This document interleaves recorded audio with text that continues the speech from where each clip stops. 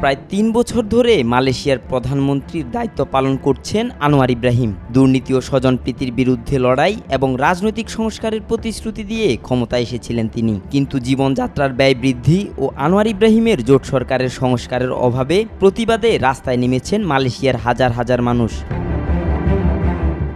সিঙ্গাপুরের সংবাদ মাধ্যম দ্য স্টেটস টাইমসের প্রতিবেদনে বলা হয়েছে, শনিবার মালয়েশিয়ার রাজধানী কুয়ালালামপুরের রাস্তায় নেমে আসেন হাজারো মানুষ। বিক্ষোভকারীদের বেশিরভাগই কালো টি শার্ট ও মাথায় তরুণ আনোয়ার লেখা ব্যান্ডানা পরেছিলেন, যার অর্থ সরে দাঁড়াও আনোয়ার। ২০২২ সালে আনোয়ার ইব্রাহিম ক্ষমতায় আসার পর এটি ছিল প্রথম বড় জনসমাবেশ।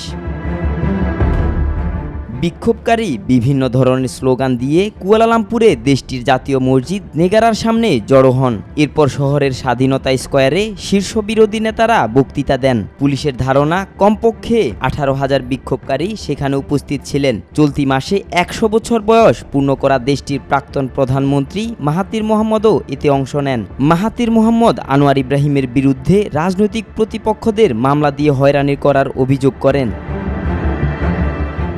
সরকার ঘনিষ্ঠ কয়েকজনের বিরুদ্ধে ওঠা দুর্নীতির অভিযোগ প্রত্যাহার করে নেয়ার পর আনোয়ার ইব্রাহিমের বিরুদ্ধে বিচার বিভাগে হস্তক্ষেপের অভিযোগ ও তার দুর্নীতি বিরোধী প্রতিশ্রুতিও প্রশ্নের মুখে পড়েছে। এছাড়া সম্প্রতি শীর্ষ বিচারপতি নিয়োগে দেরি হওয়া নিয়েও সমালোচনা হচ্ছে। তবে আনোয়ার ইব্রাহিম এসব অভিযোগ বারবার অস্বীকার করেছেন।